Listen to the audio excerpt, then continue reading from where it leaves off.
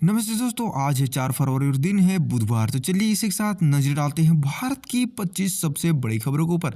सबसे जो पहली खबर निकल कर है दोस्तों, लोकसभा में राहुल गांधी की स्पीच पर लगातार दूसरे दिन हंगामा हुआ। राहुल गांधी मंगलवार दोपहर 2 बजे पूर्व आर्मी चीफ की अनपब्लिश्ड बुक को आर्टिकल को सदन में पेश किया था। कहा, मुझे बोलने दिया जाए। उनके यह कहते ही एनडीए की सांसदों को ठोकना शुरू कर दिया। आज से वे 14 मिनट तक बोलने की कोशिश करते रहे, लेकिन इसी बीच हंगामा तेज हो गया और राहुल गांधी ने सोमवार को भी 46 मिनट तक अपनी बात कहने की कोशिश की थी। अगली बड़ी खबर निकल कर दोस्तों, नेता विपक्ष राहुल गांधी ने मंगलवार को आरोप लगाया कि प्रधानमंत्री नरेंद्र मोदी ने अमेरिकी ट्रेड डील में देश को ही बेच दिया। आपकी मेहनत को खून पसीने सब कुछ मिलाकर उसमें बेच दिया है क्योंकि वो कॉम्प्रोमाइज्ड है। राहुल गांधी ने कहा, नरेंद्र मोदी डरे हुए हैं क्योंकि जिन्होंने उनकी इमेज बनाई है अब वो इमेज तोड़ रहे हैं। अमेरिका में अडानी पर केस है या असल में मोदी पर केस है। वो मोदी जी के फाइनेंशियल स्ट्रक्चर को टारगेट कर रहे हैं। इस प्रकार कितने बड़े बड़े बयान राहुल गांधी मोदी के बारे में दिए हैं। अगली बड़ी खबर निकल कर दोस्तों, रक्षा अनुसंधान एवं विकास संगठन डीआरडीओ ने मंगलवार 3 फरवरी को सॉलिड फ्यूल डिटेक्ट रैमजैन एसएफडीआर तकनीक का सफल फ्लाइट टेस्ट किया है। इस सफलता के साथ ही भारत उन चुनिंदा देशों में समूह में शामिल हो जाएगा जिनके पास यह आधुनिक तकनीक है। रक्षा मंत्रालय ने बताया कि यह टेस्ट उड़ीसा के तट के पास चांदीपुर स्थित इंटीग्रेटेड टेस्ट रेंज आईटीआर में किया गया था।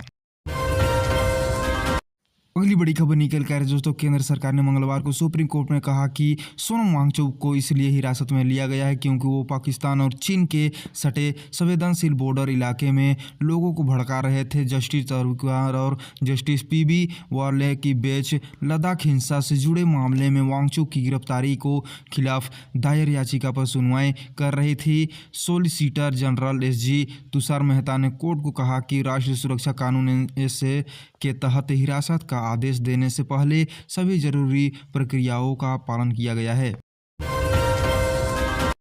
अगली बड़ी खबर निकल कर दोस्तों, लोकसभा में मंगलवार को भी राहुल गांधी चीनी टैंक घुसपैठ मुद्दे पर भाषण दे रहे थे। इस दौरान कांग्रेस सांसद के यार कहने पर पीठासन कृष्ण प्रसाद त्रिनेटी भड़क गए। वहीं विपक्षी सांसदों ने 2 बार स्पीकर चेयर की तरफ से पेपर उछाले। सदन के बाहर राहुल प्रियंका गांधी गले में हाथ डालकर साथ जाते हुए भी दिखे।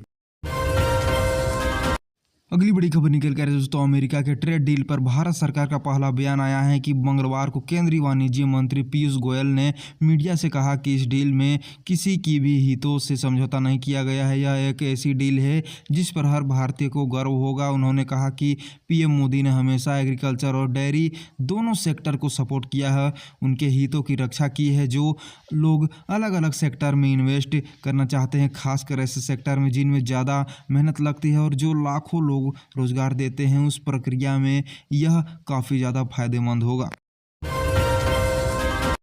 अगली बड़ी खबर निकल कर दोस्तों, एयर इंडिया ने अपने सभी 787 ड्रीम लाइनर विमानों के फ्यूल कंट्रोलर स्विच को दोबारा जांच कर दी है। यह फैसला लंदन के हीथ्रो में बेंगलुरु विमान के फ्यूल कंट्रोल स्विच में गड़बड़ी के बाद लिया गया है। विमान में 200 से भी ज़्यादा यात्री सवार थे। एयर इंडिया की सीनियर वाइस प्रेसिडेंट मनीष सुपल ने बोइंग 787 के पायलटों को ईमेल भेजकर यह जानकारी दी। फिलहाल एयर इंडिया के बेड़े में 32 बोइंग 787 विमान अभी भी हैं।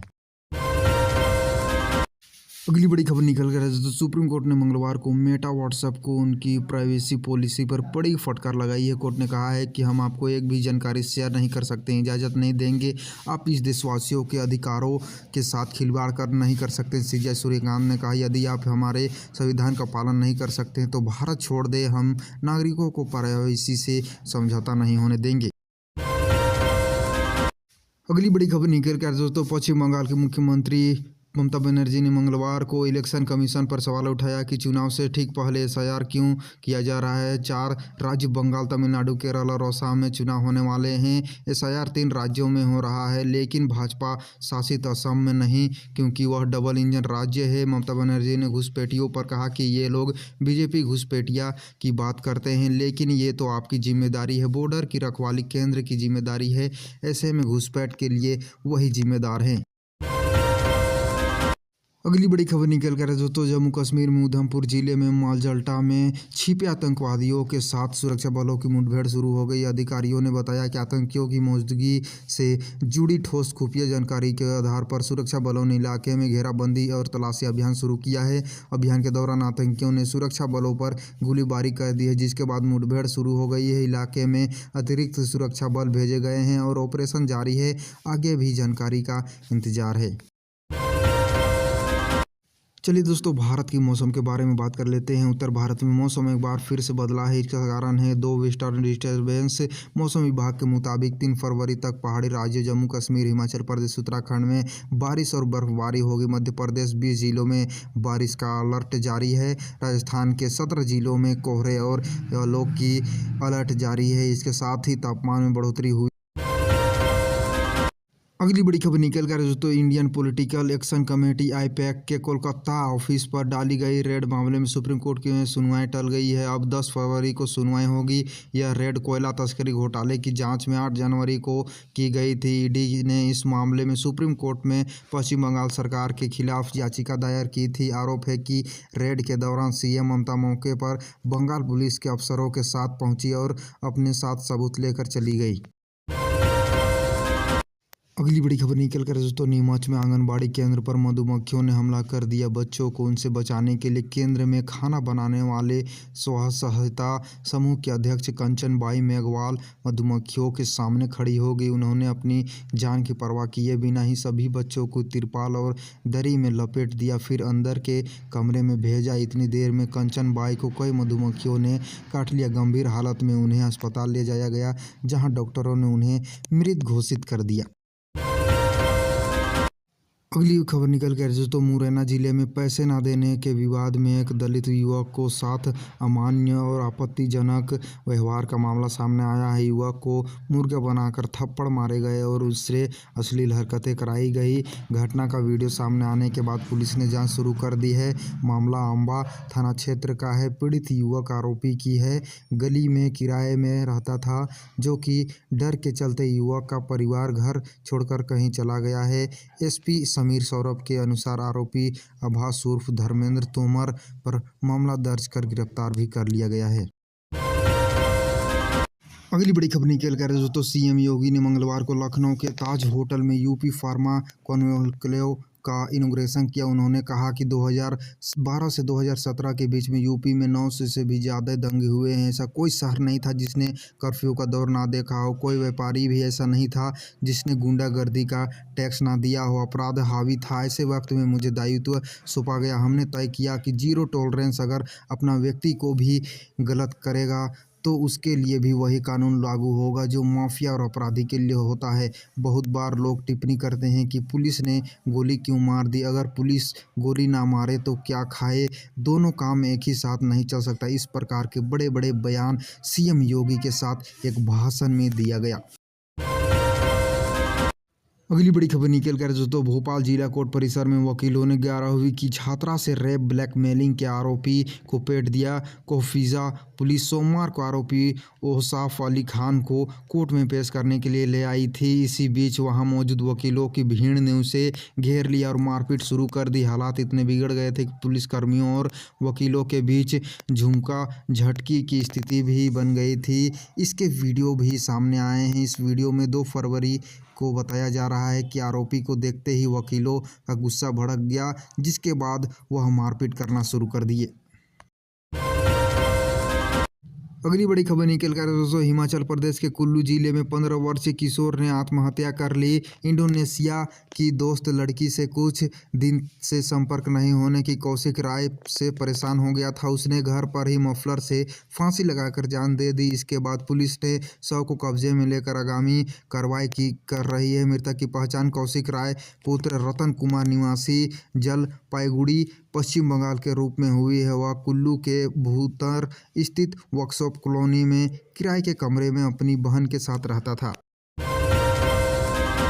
अगली बड़ी खबर निकल कर दोस्तों असम के गुवाहाटी में 13 साल की बच्ची को रेस्क्यू किया गया है। उसे एक परिवार ने 6 साल से कैद किया हुआ था। बच्ची से घर का काम कराए जाते थे। गुवाहाटी के डिस्ट्रिक्ट लेबर टास्क फोर्स ने 1 फरवरी को पंजाबीरी में जूरीपारी इलाके में मकान नंबर 69 में छापा मारा था। यह घर अफरीन अख्तर लश्कर नाम के महिला का है। टीम को देखकर अमरीन ने बच्ची को पलंग के बॉक्स में बंद कर दिया था।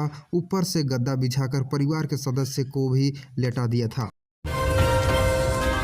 अगली बड़ी खबर निकल कर दोस्तों भारत और अमेरिका के बीच हुए ट्रेड डील को लेकर सरकार ने अपना रुख पूरी तरह से साफ कर दिया है। उच्च स्तरीय सूत्रों के मुताबिक इस समझौते में कृषि और डेयरी सेक्टर को शामिल नहीं किया जाएगा और भारतीय किसानों के हितों में किसी भी स्तर से समझौता नहीं होगा।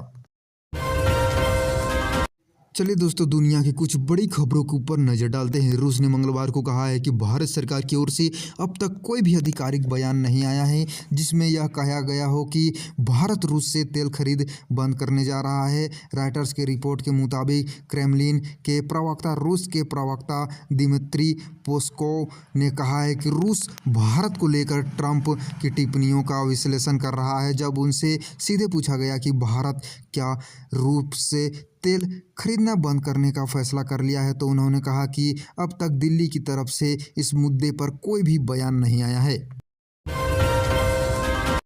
अगली बड़ी खबर निकल कर दोस्तों इटली के पूर्व पीएम मारियो द्रागी ने दावा किया है कि ग्लोबल ऑर्डर पर मर चुका है। उन्होंने यह बयान बेल्जियम की लेवियन यूनिवर्सिटी में सोमवार को आयोजित एक समारोह में दिया है। द्रागी ने कहा है कि जो लोग यह चेतावनी दे रहे हैं कि मौजूदा ग्लोबल इकोनॉमी ऑर्डर टूट रहा है वो सही है। द्रागी ने यह भी कहा कि असली खतरा इसके टूटने से नहीं बल्कि इस बात से है कि इसकी जगह क्या लेगा। उन्होंने कहा कि यूरोप को एक ऐसे अमेरिका का सामना करना पड़ रहा है जो कि यह कहता है कि उसने बहुत ही ज़्यादा कीमत चुकाई है लेकिन ये नहीं देखता कि उसे कितने फ़ायदे भी मिले हैं।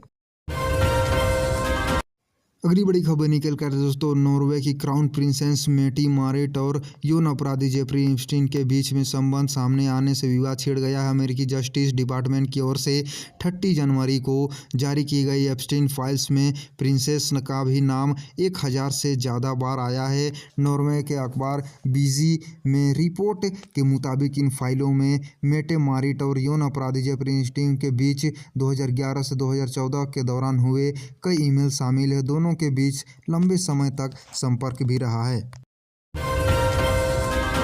अगली बड़ी खबर निकल कर दोस्तों कनाडा के प्रधानमंत्री मार्क कार्नी ने पिछले महीने स्विट्जरलैंड के दावोस में वर्ल्ड इकोनॉमिक फोरम WEF के मंच से कहा था कि दुनिया की पुरानी व्यवस्था टूट रही है। अब मध्यम ताकत वाले देश के साथ लाकर काम करना होगा। दावोस में अपनी भाषण में कार्नी ने तो ट्रंप प्रशासन को नाम लिया और ना ही उन अमेरिकी टैरिफ का जिक्र किया जिनकी वजह से पुराना ग्लोबल सिस्टम हिल गया है। अपने भाषण में उन्होंने सीधे तौर पर भले भारत का नाम ना लिया हो लेकिन इशारा सब तौर पर भारत की तरफ ही था।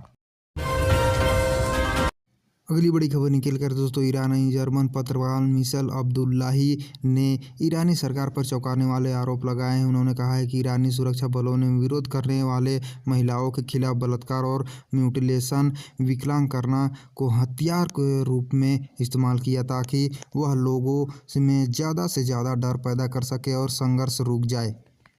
इसी के साथ दोस्तों आज की खबरों का सिलसिला यहीं पे समाप्त होता है। यदि आपको वीडियो हमारा पसंद आया तो लाइक करें, शेयर करें और चैनल को सब्सक्राइब जरूर करें। जय हिंद, भारत माता की जय।